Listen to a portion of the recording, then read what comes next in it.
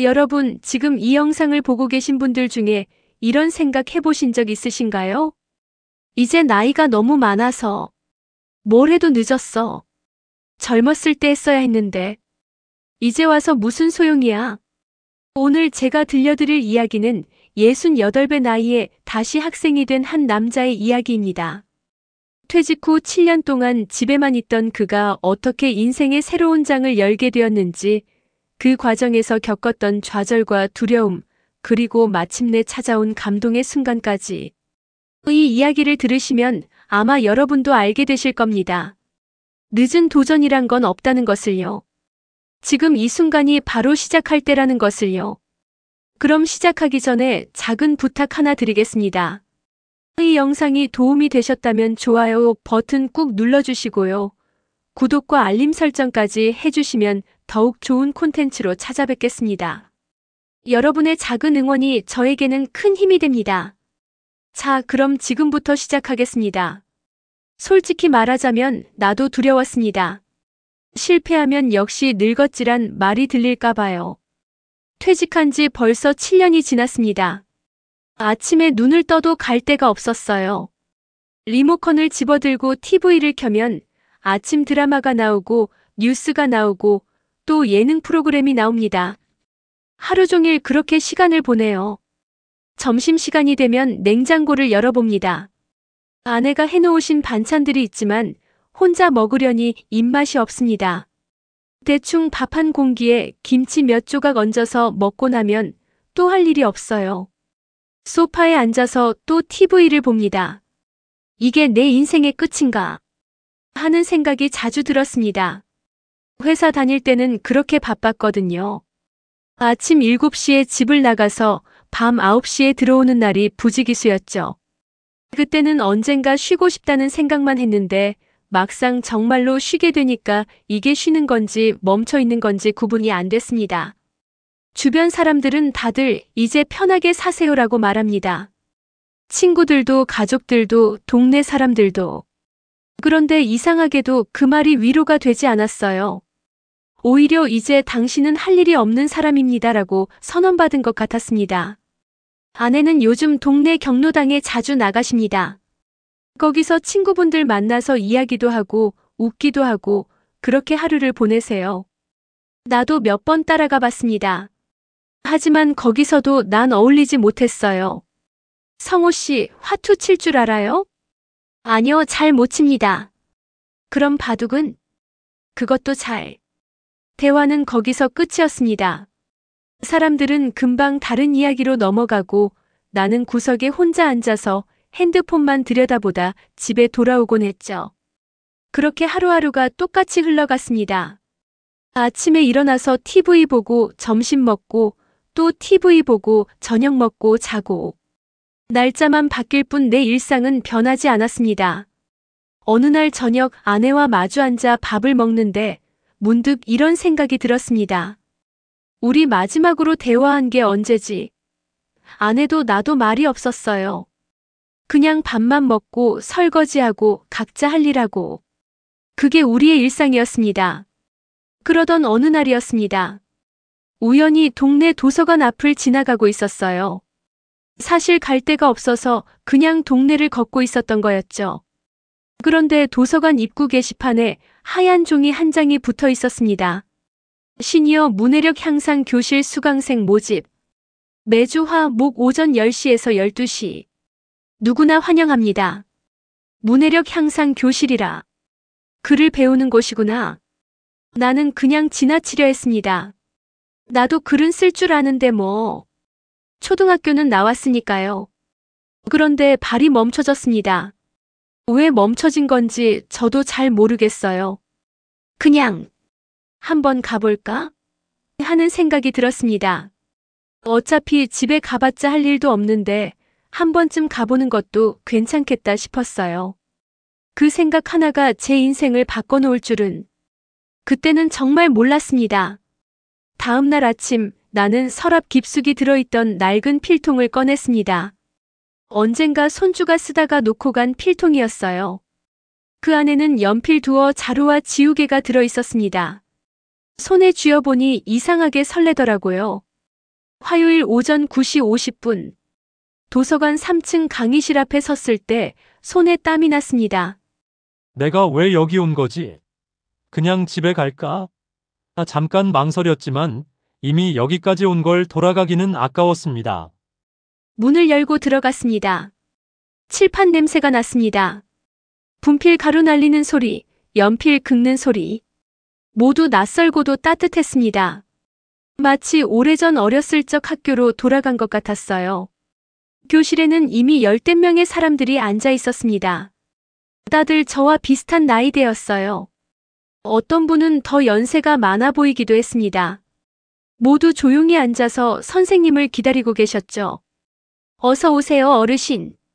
젊은 여자 선생님이 환하게 웃으며 다가왔습니다. 아마 30대 초반쯤 되어 보였어요. 이름이 어떻게 되세요? 나는 머뭇거렸습니다. 이름을 대는 게 왜 이렇게 부끄러운지 모르겠더라고요. 그냥 아저씨라고 불러주세요. 이름은 좀 부끄러워서요. 선생님은 부드럽게 웃으며 고개를 끄덕였습니다. 괜찮아요. 천천히 말씀해 주세요. 여기선 부끄러울 거 하나도 없어요. 선생님은 저를 창가 쪽 두 번째 줄로 안내했습니다.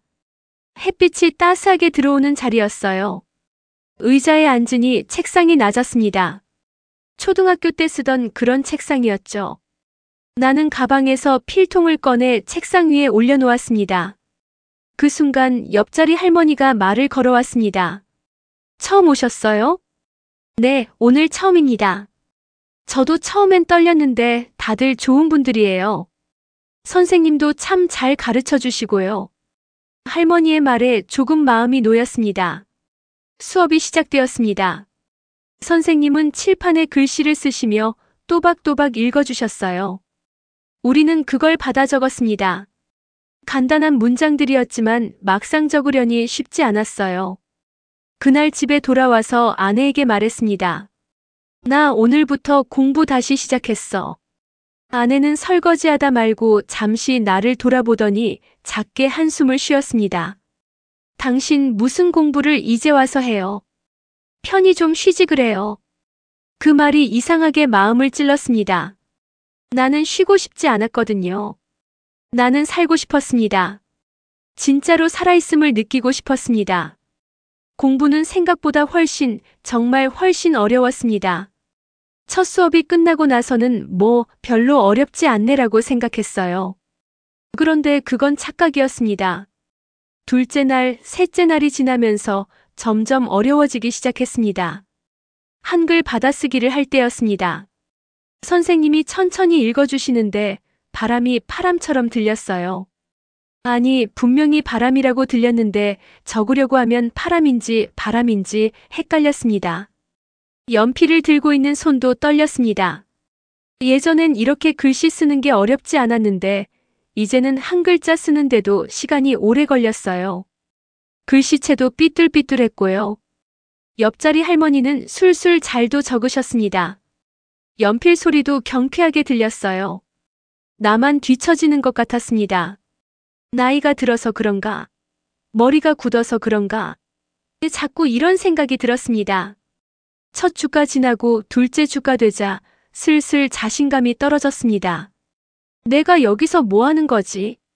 싶었어요. 젊은 사람들도 공부하기 힘들다는데 60이 넘은 내가 지금 뭘 하고 있는 건가 싶었습니다. 집에 와서 공책을 펼쳐놔도 글씨는 여전히 삐뚤삐뚤했습니다. 지우개로 지우고 다시 쓰고 또 지우고 종이가 구겨질 정도로 여러 번 지웠어요. 그러다 보면 종이에 구멍이 나기도 했습니다. 에이, 됐다. 때때로 연필을 던져버리고 싶었습니다. 하지만 그럴 수도 없었어요. 왜냐하면 이걸 그만두면 나는 다시 소파에 앉아서 TV만 보는 생활로 돌아가야 했으니까요. 수업이 끝나고 집으로 돌아오는 길, 나는 괜히 핸드폰을 꺼내서 아내에게 메시지를 보냈습니다. 오늘은 좀 잘했어. 사실은 잘한 것도 없었어요. 그냥 평소처럼 했을 뿐인데 아내한테 잘했다고 말하고 싶었습니다. 누군가에게 인정받고 싶었던 거죠. 하지만 답장은 없었습니다. 아내는 아마 친구들이랑 저녁 모임에 나가셨을 거예요. 요즘 아내는 거의 매일 외출하시거든요. 예전엔 집에만 계셨는데 요즘은 친구들도 많이 사귀시고 활동적으로 지내십니다. 나는 혼자 편의점에 들렀습니다. 삼각김밥 하나를 집어들고 계산대로 갔어요. 아르바이트하는 젊은 친구가 무심하게 계산을 했습니다. 3,000원입니다. 나는 돈을 내고 삼각김밥을 받아서 집으로 돌아왔습니다. 집에 도착하니 아내는 아직 안 들어오셨더라고요. 거실 불을 켜고 삼각김밥을 뜯어 먹었습니다. TV에서는 저녁 뉴스가 나오고 있었어요. 혼자 밥 먹을 때마다 느끼는 건데 이렇게 외로울 수가 없습니다. 며칠 후였습니다. 주말에 아들 내외가 집에 놀러 왔어요. 아들은 1년에 몇 번 안 오거든요. 바쁘다고 하더라고요. 그래도 이번에는 며느리가 먼저 연락을 해서 왔습니다. 아버님, 요즘 어떻게 지내세요? 응, 뭐 그냥 그렇지. 며느리가 식탁에 음식을 차려놓고 아들은 거실에서 TV를 보고 있었습니다. 나는 방에서 공책을 가져왔어요. 아들한테 보여주고 싶었습니다. 야, 이거 봐봐. 아빠가 요즘 이거 배우고 있어. 아들은 공책을 휙 보더니 웃었습니다. 아빠, 요즘 이런 거 배우는 사람도 있어요? 그 웃음이 이상하게 마음에 걸렸습니다. 비웃는 건 아니었을 거예요. 그냥 신기해서 웃은 거겠죠. 하지만 나는 그 웃음이 늙은이가 쓸데없는 짓 한다는 의미로 들렸습니다. 며느리는 말없이 미소만 지었습니다. 그 미소도 이상하게 나를 작게 만들었어요. 위로하는 미소인지 동정하는 미소인지 분간이 안 갔습니다. 응, 뭐. 심심해서 그냥 해보는 거야. 나는 얼버무렸습니다. 아들은 고개를 끄덕이고는 금방 핸드폰을 보기 시작했어요. 며느리는 주방으로 가서 설거지를 하기 시작했고요. 나는 공책을 다시 방에 갖다 놨습니다. 그리고 거실 소파에 앉아서 아들 옆에 앉았어요. 아들은 핸드폰으로 뭔가를 보고 있었습니다. 웃기는 영상인지 혼자 피식피식 웃고 있더라고요. 뭐 보는데? 아, 그냥 유튜브요. 대화는 거기서 끝이었습니다. 저녁을 먹고 아들 내외가 돌아갔습니다. 아버지, 건강하세요. 며느리가 인사를 하고 나갔어요. 아들은 아빠 다음에 또 올게요라고 했지만 언제 올지는 모르겠더라고요. 그날 밤 잠이 오지 않았습니다. 천장을 보며 누워있는데 자꾸 이런 생각이 들었어요. 괜히 시작했나? 나이 들어 뭘 배워서 뭐 하겠다고. 이불 속에서 눈물이 났습니다. 정말로 늙었다는 말이 무서웠습니다. 나는 아직 무언가를 하고 싶은데 세상은 나를 이미 끝난 사람처럼 대하는 것 같았어요. 이제 그만둘까? 그런 생각도 들었습니다. 하지만 그만두면 뭐가 남나요? 다시 소파에 앉아서 하루 종일 TV만 보는 생활. 그건 싫었습니다. 다음 날 아침 나는 다시 필통을 챙겨 도서관으로 향했습니다. 왜냐고요? 글쎄요, 저도 잘 모르겠습니다. 그냥 포기하기엔 뭔가 아쉬웠어요. 가다가 중간에 돌아서도 되니까 일단 가보자 싶었습니다. 셋째 주가 되었을 때였습니다. 수업 시간에 선생님이 새로운 숙제를 내주셨어요. 이번 주까지 여러분의 마음을 담은 짧은 글을 써오세요. 형식은 자유예요. 시여도 좋고 편지여도 좋고 일기여도 좋아요. 여러분이 느낀 것, 생각한 것을 솔직하게 적어보세요. 다들 고개를 끄덕였지만 사실 어떻게 써야 할지 막막했습니다. 나는 평생 글 같은 거 써본 적이 없었거든요. 회사 다닐 때 보고서는 썼지만 그건 정해진 형식이 있었잖아요. 내 마음을 글로 쓴다는 게 어떤 건지 감이 안 왔습니다. 집에 돌아와서 공책을 펼쳐놓고 한참을 앉아 있었습니다. 연필을 들었다 놨다를 반복했어요. 뭘 써야 하지? 내 마음이 뭐지? 창밖을 보니 봄이 오고 있었습니다. 아직 쌀쌀한 날씨였지만 나무가지에 연두색 새싹이 돋아나고 있었어요. 그걸 보다가 문득 이런 생각이 들었습니다. 나도 저 나무처럼 다시 시작하고 있구나. 그래서 연필을 들고 적기 시작했습니다. 봄은 늦게 와도 꼭 온다. 첫 문장이었습니다. 그 다음은 어떻게 쓸까 생각하다가 또 적었어요. 늦게 피어도 꽃은 꽃이다. 그렇게 4줄짜리 짧은 글을 썼습니다. 시라고 하기엔 부끄러운 수준이었지만 내 마음을 담았다고 생각했습니다.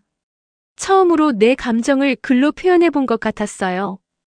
다음 수업 시간이 되었습니다. 선생님이 말씀하셨어요. 자, 이제 여러분이 써오신 글을 한 분씩 발표해 볼까요? 누가 먼저 해보시겠어요? 교실이 조용해졌습니다. 아무도 손을 들지 않았어요. 다들 부끄러워하는 게 느껴졌습니다. 그럼 제가 한 분을 지명할게요. 선생님이 교실을 둘러보시더니 저를 보며 웃으셨습니다. 박성호 씨, 오늘 시 한 편 읽어보시겠어요? 순간 심장이 쿵 내려앉았습니다. 왜 하필 나지? 또 싶었지만 이미 제 이름이 불렸습니다. 어쩔 수 없었어요. 나는 떨리는 손으로 공책을 들었습니다. 종이가 손에서 바들바들 떨렸어요. 목구멍이 타는 것 같았고 입이 바짝 말랐습니다. 봄은 목소리가 떨렸습니다. 한번 헛기침을 하고 다시 읽었습니다. 봄은 늦게 와도 꼭 온다. 교실이 조용했습니다. 다들 제 쪽을 보고 있었어요. 나는 계속 읽었습니다. 늦게 피어도 꽃은 꽃이다. 마지막 문장을 읽고 나서 나는 공책을 내려놓았습니다. 고개를 들 수가 없었어요. 너무 부끄러웠거든요. 그런데 그때였습니다. 짝짝짝짝. 누군가 박수를 쳤습니다. 옆자리 할머니였어요. 와, 너무 좋아요. 정말 감동적이에요. 그러자 다른 분들도 하나둘 박수를 치기 시작했습니다. 교실이 박수 소리로 가득 찼어요. 선생님도 환하게 웃으시며 고개를 끄덕이셨습니다.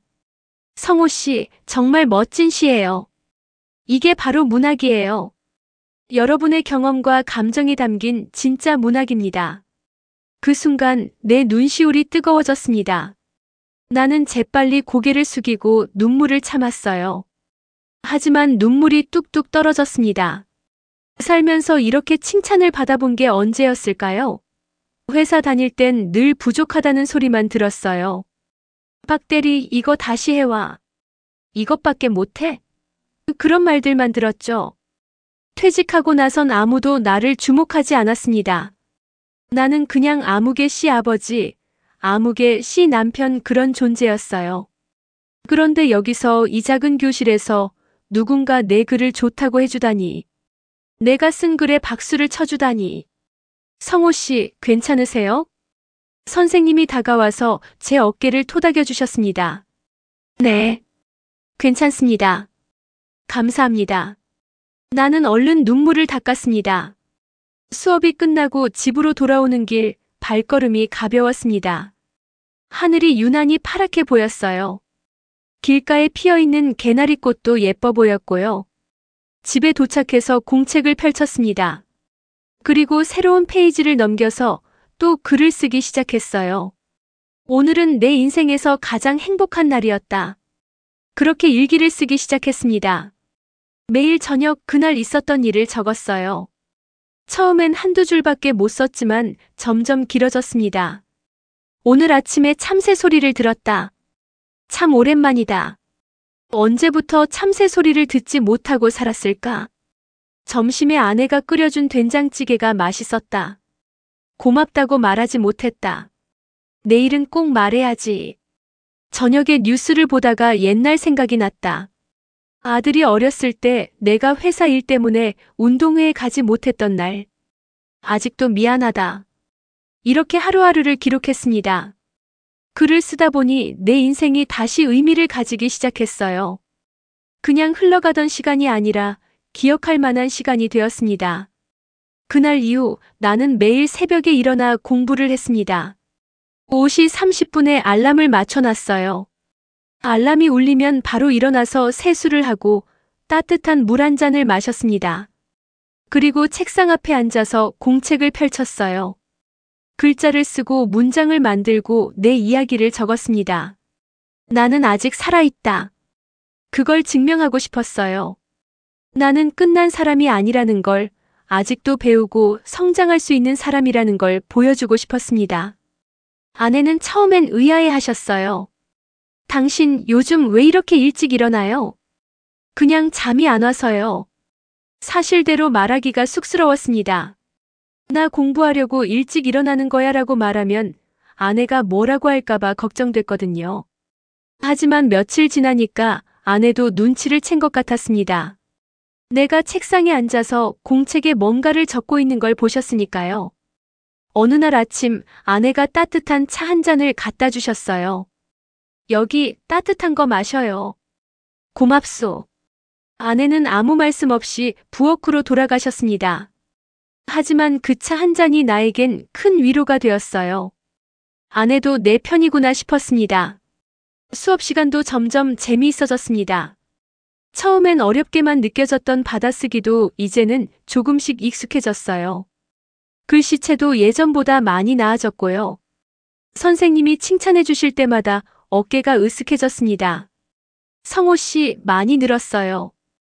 정말 열심히 하시네요. 그런 말씀을 들을 때마다 힘이 났어요.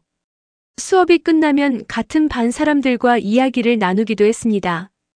옆자리 할머니는 경상도에서 올라오셨다고 하더라고요. 평생 농사를 지으셨는데 이제 나이가 들어서 서울에 사는 딸네 집으로 오셨대요. 나도 글 좀 배워서 손주들한테 편지 쓰고 싶어서 왔어요. 할머니의 말에 고개가 끄덕여졌습니다. 다들 각자의 이유로 이곳에 온 거였어요. 나만 늦게 시작한 게 아니었습니다. 여기 있는 사람들 모두가 늦은 나이에 다시 도전하는 사람들이었죠. 한 달이 지나고 두 달이 지났습니다. 나는 이제 간단한 편지를 쓸 수 있게 되었어요. 선생님이 내주신 숙제도 혼자 힘으로 할 수 있었고요. 어느 날 선생님이 제안하셨습니다. 다음 주에 우리 반에서 작은 발표회를 해볼까 해요. 여러분이 그동안 쓴 글 중에서 마음에 드는 걸 골라서 발표해보는 거예요. 어떠세요? 다들 좋다고 했습니다. 나도 손을 들었어요. 집에 와서 그동안 쓴 글들을 다시 읽어봤습니다. 일기도 있고 짧은 시도 있고 편지 형식으로 쓴 글도 있었어요. 그 중에서 어떤 걸 발표할까 고민하다가 아들에게 쓴 편지를 선택했습니다. 그 편지는 사실 아들에게 보낼 생각으로 쓴 건 아니었어요. 그냥 내 마음을 정리하려고 쓴 거였죠. 하지만 읽다 보니 이게 제일 마음에 들었습니다. 아들아, 아빠는 너한테 미안한 게 많다. 내가 어렸을 때 함께 놀아주지 못해서, 내 운동회에 가지 못해서, 내가 힘들 때 곁에 없었던 것들. 다 미안하다. 그런데 아빠는 이제 알았다. 늦었다고 생각할 때가 정말 늦은 게 아니라는 걸. 아빠는 지금 다시 공부하고 있다. 68배 나이에 학생이 되었다. 처음엔 부끄러웠다. 이 나이에 무슨 공부냐고 생각했다. 하지만 이제는 안다. 배움에는 나이가 없다는 것을. 아들아, 아빠가 이렇게라도 노력하는 모습을 보여주고 싶었다. 아빠는 아직 끝나지 않았다고. 아직도 성장할 수 있다고. 사랑한다, 아들아. 편지를 다시 읽으면서 또 눈물이 났습니다. 이 편지를 정말로 아들에게 보내야 하나 고민했지만 용기가 나지 않았어요. 그냥 발표회에서만 읽기로 했습니다. 발표회 날이 왔습니다. 다들 깨끗한 옷을 입고 왔어요. 나도 클리닝 맡긴 정장을 꺼내 입었습니다. 오랜만에 입어보는 정장이었죠. 한 분씩 앞에 나가서 자기 글을 읽었습니다. 어떤 할머니는 고향에 대한 시를 읽으셨고 어떤 할아버지는 돌아가신 아내에 대한 편지를 읽으셨어요. 다들 울먹이며 읽으셨고 듣는 사람들도 눈물을 흘렸습니다. 내 차례가 왔습니다. 앞으로 나가는 다리가 떨렸어요. 하지만 이번엔 도망가고 싶지 않았습니다. 아들아, 아빠는 너한테 미안한 게 많다. 편지를 읽는 동안 목이 메었습니다. 하지만 끝까지 읽었어요. 마지막 문장 사랑한다. 아들아를 읽을 때는 정말 울컥했습니다. 박수 소리가 들렸습니다. 선생님이 다가와서 제 손을 꼭 잡아주셨어요. 정말 좋은 편지예요, 성호 씨. 아드님께 꼭 보여드리세요. 나는 고개를 끄덕였습니다. 하지만 모든 게 순조롭기만 한 건 아니었습니다. 석 달쯤 지났을 무렵이었어요. 어느 날 갑자기 몸이 안 좋아졌습니다. 아침에 일어났는데 온몸이 쑤시고 열이 나는 것 같았어요. 여보, 나 좀 이상해요. 몸이 안 좋은 것 같아요. 아내가 이마에 손을 대보시더니 놀라셨어요. 당신 열이 많아요. 병원 가봐야겠어요. 병원에 갔더니 독감이라고 하더라고요. 약을 처방받아서 집에 왔습니다. 며칠간 누워 있어야 했어요. 수업에 가지 못했습니다. 일주일을 쉬었어요. 누워서 천장만 바라보는데 자꾸 이런 생각이 들었습니다. 이러다 공부를 계속하지 못하면 어쩌지? 나이가 들어서 그런가? 체력이 안 되나? 몸이 아프니까 마음도 약해졌습니다. 그냥 그만둘까? 하는 생각도 들었어요. 열흘 만에 겨우 몸이 회복되었습니다. 다시 수업에 갔는데 그 사이에 진도가 많이 나갔더라고요. 사람들은 새로운 내용을 배우고 있었고 나는 뒤처진 느낌이었어요. 선생님이 말씀하셨습니다. 성호 씨 아프셨다면서요? 괜찮으세요? 네, 이제 좀 괜찮습니다. 그동안 못 들은 내용은 제가 따로 알려드릴게요. 걱정하지 마세요. 선생님의 배려 덕분에 다시 따라잡을 수 있었습니다. 하지만 그 일로 자신감이 좀 떨어졌어요. 내가 정말 할 수 있을까? 하는 의심이 들었습니다. 그러던 어느 날이었습니다. 수업 시간에 선생님이 공지를 하셨어요. 여러분, 다음 달에 시에서 주최하는 시니어 글쓰기 대회가 있어요. 우리 반에서도 참가해보면 어떨까요? 다들 웅성웅성했습니다. 대회라니. 그건 너무 부담스러웠어요. 꼭 상을 받으려고 하는 게 아니에요. 그냥 경험 삼아 해보는 거예요. 여러분의 글을 더 많은 사람들과 나누는 기회가 될 거예요. 선생님의 말씀에 몇몇 분들이 손을 들었습니다. 나는 망설였어요. 대회라니. 나 같은 사람이 대회에 나간다고. 집에 와서 아내에게 말했습니다. 글쓰기 대회가 있대요. 선생님이 나가보라고 하시는데. 그래요? 좋잖아요. 한번 해봐요. 나 같은 사람이 대회에 나가서 뭐 하겠어요? 왜 그래요? 당신 요즘 글 잘 쓰잖아요. 매일 새벽에 일어나서 쓰는 거 내가 다 알아요. 아내의 말에 용기가 났습니다. 그럼 한번 해볼까요? 그럼요. 해봐요. 다음 수업 시간에 선생님께 말씀드렸습니다. 선생님, 저도 대회에 나가보고 싶어요. 정말이요? 좋아요, 성호 씨. 어떤 주제로 쓰실 건가요? 제 이야기를 쓰고 싶어요. 68배 다시 학생이 된 이야기요. 완벽해요. 그거 정말 좋은 주제예요. 집에 와서 본격적으로 글을 쓰기 시작했습니다.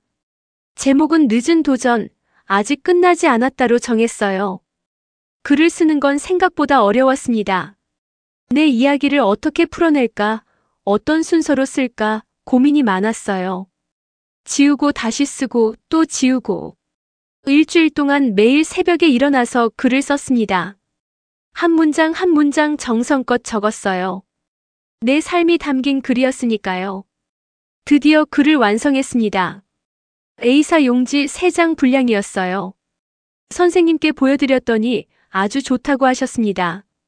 성호 씨, 이거 정말 감동적이에요. 제가 읽으면서 울컥했어요. 정말이요? 네, 진심이 느껴져요. 이대로 제출하세요. 대회 당일 나는 깨끗한 정장을 입고 시청 강당으로 갔습니다. 참가자가 100여 명쯤 되었어요. 다들 저보다 젊어 보였습니다. 내가 여기서 제일 나이 많은 거 아닌가? 주눅이 들었지만 이미 여기까지 왔으니 돌아갈 수는 없었어요. 발표는 추첨으로 순서를 정했습니다. 나는 45번째였어요. 한참을 기다려야 했습니다. 앞 사람들의 발표를 들으면서 점점 긴장되었습니다. 다들 글을 참 잘 쓰시더라고요. 나는 이 사람들에 비하면 한참 부족한데 싶었어요. 드디어 내 차례가 왔습니다. 45번 박성호님. 떨리는 다리로 단상에 올라갔습니다. 마이크를 잡은 손에서 땀이 났어요. 늦은 도전 아직 끝나지 않았다. 박성호입니다. 심호흡을 한 번 하고 글을 읽기 시작했습니다. 솔직히 말하자면 나도 두려웠습니다. 실패하면 역시 늙었지란 말이 들릴까 봐요. 글을 읽는 동안 강당이 조용했습니다. 사람들이 집중해서 듣고 있는 게 느껴졌어요. 나는 최대한 또박또박 천천히 읽었습니다. 마지막 문장을 읽었습니다. 봄은 늦게 와도 꽃은 핍니다. 당신의 봄도 지금 시작될 수 있습니다. 박수 소리가 터져 나왔습니다. 큰 박수였어요. 나는 단상에서 내려오면서 눈물을 참았습니다. 대회 결과는 일주일 후에 발표되었습니다. 그 일주일 동안 나는 초조했어요. 상을 받고 싶다는 욕심이 생겼거든요. 처음엔 그냥 경험 삼아라고 생각했는데 막상 발표를 하고 나니까 욕심이 났습니다. 결과 발표 날 나는 컴퓨터 앞에 앉아서 시청 홈페이지를 새로 고침했어요. 오후 2시에 발표한다고 했거든요. 2시 정각 결과가 올라왔습니다. 손이 떨려서 마우스를 제대로 클릭하지 못했어요. 몇 번 시도 끝에 겨우 결과 페이지를 열었습니다. 대상, 최우수상, 우수상. 쭉 내려가며 봤습니다. 그리고 거기 있었습니다. 장려상 마이너스 박성호. 나는 소리를 질렀습니다. 여보, 여보. 아내가 놀라서 달려오셨어요. 왜 그래요? 무슨 일이에요? 나 상 받았어요. 장려상이에요. 아내도 놀라셨습니다. 정말이요? 어디 봐요? 우리는 함께 컴퓨터 화면을 봤습니다. 거기 분명히 내 이름이 있었어요. 당신 정말 대단해요. 아내가 내 손을 꼭 잡아주셨습니다. 그 순간 눈물이 났어요. 시상식은 2주일 후에 있었습니다. 나는 새 정장을 샀어요. 오랜만에 백화점에 가서 정장을 골랐습니다. 점원이 친절하게 안내해줬어요. 어르신 무슨 좋은 일 있으세요? 표정이 참 밝으세요. 네, 상을 받게 되어서요. 와, 축하드려요. 시상식 날 아내와 함께 시청 강당에 갔습니다. 아내도 예쁜 옷을 입으셨어요. 오랜만에 함께 외출하는 거였습니다. 강당에 들어서니 많은 사람들이 있었어요. 가족들이 함께 온 사람들도 많았고요. 시상식이 시작되었습니다. 대상부터 차례로 시상했어요. 내 차례가 되었을 때 이름이 호명되었습니다. 장려상 박성호님. 떨리는 다리로 단상에 올라갔습니다. 시장님이 직접 상장을 주셨어요. 축하합니다. 정말 감동적인 글이었습니다. 감사합니다. 상장과 함께 트로피도 받았습니다. 그리 크지 않은 트로피였지만 내게는 세상에서 가장 값진 것 같았어요. 단상에서 내려와 자리로 돌아오는데 아내가 눈물을 훔치고 계셨어요. 왜 우세요? 그냥 당신이 자랑스러워서요. 나도 눈물이 났습니다. 시상식이 끝나고 집으로 돌아왔습니다. 상장과 트로피를 거실 선반에 올려놨어요. 조명을 받아서 반짝이는 트로피를 보니 기분이 좋았습니다. 그날 저녁 아들에게 전화를 걸었습니다. 여보세요, 아빠예요. 아빠, 무슨 일이에요? 아니, 그냥 목소리 듣고 싶어서. 그리고 할 말이 있어서. 네, 말씀하세요. 아빠가 말이야, 글쓰기 대회에서 상을 받았어. 네. 정말이요? 아들의 목소리가 높아졌어요. 와, 아빠 대단하시다. 축하드려요. 고맙다, 아들. 아빠, 그 글 나도 볼 수 있어요? 그럼 사진 찍어서 보내줄게. 전화를 끊고 나서 나는 상장을 사진으로 찍어서 아들에게 보냈습니다. 그리고 내가 쓴 글도 함께 보냈어요. 잠시 후 아들에게서 답장이 왔습니다. 아빠, 글 읽었어요. 정말 감동이에요. 아빠가 이런 생각을 하고 계셨는지 몰랐어요. 저도 반성하게 되네요. 아빠, 정말 자랑스러워요. 사랑해요. 그 메시지를 읽고 또 눈물이 났습니다. 다음날 수업에 가니까 선생님과 반 친구들이 축하해줬어요. 성호 씨, 축하해요. 우리 반의 자랑이에요. 다들 진심으로 기뻐해 주셨습니다. 선생님이 말씀하셨어요. 성호 씨, 이번 경험이 어떠셨어요? 처음엔 두려웠는데 해보니까 정말 뿌듯해요. 그리고 제가 아직 할 수 있는 게 많다는 걸 알게 됐어요. 맞아요. 우리 모두 아직 할 수 있는 게 많아요. 나이는 숫자일 뿐이에요. 몇 달 뒤 문해 교실에서 졸업식이 열렸습니다. 나는 깨끗한 셔츠를 입고 도서관으로 갔어요.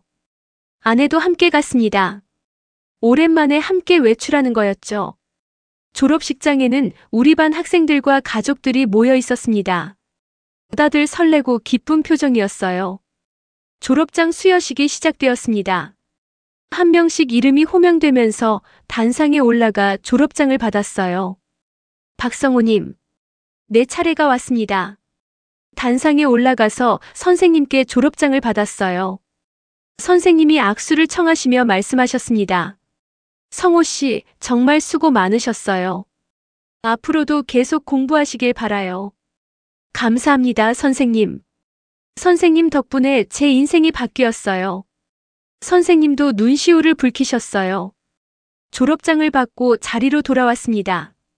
뒤편을 보니 아내가 박수를 치고 계셨어요. 그리고 그 옆에 아들과 며느리도 와 있었습니다. 깜짝 놀랐어요. 아들이 온다는 말을 안 했거든요. 졸업식이 끝나고 아들이 다가왔습니다. 아버지, 축하드려요. 내가 어떻게 온 거니? 어머니가 연락하셨어요. 아버지 졸업식이라고. 안 올 수가 없죠. 며느리가 꽃다발을 건네며 말했습니다. 아버님 정말 멋지세요. 존경해요. 나는 꽃다발을 받아들고 눈물을 참았습니다. 고맙다 얘들아. 우리는 함께 식당에 가서 저녁을 먹었습니다. 오랜만에 가족이 다 같이 모였어요. 밥을 먹으면서 이야기를 나눴습니다. 아버지, 다음엔 뭐 배우실 거예요? 아들이 물었습니다. 컴퓨터를 배워볼까 해. 컴퓨터요? 응, 너희 손주들한테 이메일도 보내고 싶고 영상통화도 하고 싶어서. 와, 좋은데요. 제가 도와드릴게요. 며느리도 거들었습니다. 아버님, 저희가 컴퓨터 학원 알아봐 드릴게요. 집에 돌아와서 졸업장을 벽에 걸었습니다.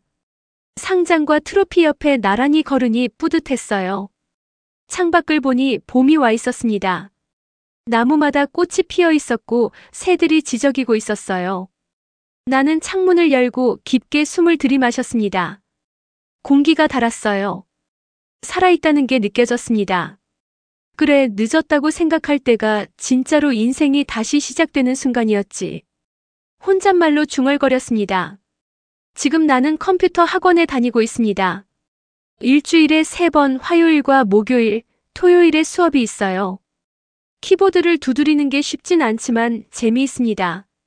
마우스 사용법부터 배우고 인터넷 검색하는 법도 배웠어요. 요즘은 이메일 쓰는 법을 배우고 있습니다. 며칠 전에는 손주 녀석한테 첫 이메일을 보냈어요. 민준아, 할아버지야. 할아버지가 이메일 보낸다. 신기하지? 손주한테서 답장이 왔습니다. 할아버지 대박이에요. 완전 멋져요. 다음에 영상 통화해요. 그 답장을 읽으면서 웃음이 났습니다. 또 힘이 나더라고요. 가끔 예전 회사 동료들을 만납니다. 다들 퇴직하고 집에서 쉬고 있어요. 야, 성호야, 요즘 뭐 해? 나? 공부해. 뭐? 무슨 공부? 컴퓨터 배우고 있어. 재미있어. 친구들은 웃습니다. 하지만 나는 진심이에요. 나는 지금 공부하고 있고 배우고 있고 성장하고 있습니다. 어제는 손주가 놀러 왔습니다. 같이 저녁을 먹다가 손주가 물었어요. 할아버지, 할아버지는 꿈이 뭐예요? 나는 잠시 생각하다 대답했습니다. 할아버지 꿈은 말이지, 매일 새로운 걸 배우는 거야. 그게 할아버지 꿈이야. 손주는 고개를 갸우뚱했지만 나는 확신합니다. 이게 내 꿈이 맞다고요. 살아있는 동안 계속 배우고 도전하고 성장하는 것. 그게 내가 찾은 인생의 의미입니다. 요즘 나는 다시 글을 쓰기 시작했어요. 내 인생 이야기를 책으로 쓰려고 합니다. 제목은 이미 정했어요. 늦은 도전, 아직 끝나지 않았다. 선생님께 말씀드렸더니 아주 좋아하셨어요. 성호 씨, 꼭 완성하세요. 많은 사람들에게 용기를 줄 거예요. 네, 꼭 완성할게요. 매일 새벽에 일어나서 한 장씩 쓰고 있습니다. 아직 멀었지만 천천히 가려고요. 서두를 필요 없으니까요. 여러분, 이 이야기를 들으시면서 어떤 생각이 드셨나요? 혹시 지금 이 영상을 보고 계신 분들 중에 이제 늦었어라고 생각하시는 분 계신가요? 아닙니다. 늦은 게 아니에요. 이 이야기의 주인공처럼 68배 나이에도 새로운 도전을 시작할 수 있습니다. 아니, 나이는 중요하지 않아요. 중요한 건 시작하려는 마음입니다. 저도 이 이야기를 준비하면서 많은 걸 느꼈어요. 우리는 너무 쉽게 포기하고 너무 빨리 늦었다고 말한다는 걸요. 하지만 인생에는 정해진 시간표가 없습니다. 누군가는 20살의 꿈을 이루고 누군가는 60살의 꿈을 이룹니다. 그게 뭐가 중요한가요? 중요한 건 지금 이 순간을 어떻게 살아가느냐입니다. 여러분도 할 수 있습니다. 배우고 싶은 게 있다면 배우세요. 도전하고 싶은 게 있다면 도전하세요. 나이는 핑계가 될 수 없습니다. 봄은 늦게 와도 꽃은 핍니다. 여러분의 봄도 지금 시작될 수 있습니다. 이 영상이 조금이라도 도움이 되셨다면 좋아요 버튼 꾹 눌러주시고요. 구독과 알림 설정까지 해주시면 더 좋은 이야기로 찾아뵙겠습니다. 그리고 댓글로 여러분의 이야기도 들려주세요. 여러분은 어떤 도전을 하고 계신가요? 혹은 하고 싶으신가요? 여러분 모두의 도전을 응원합니다. 오늘도 행복한 하루 보내세요. 감사합니다.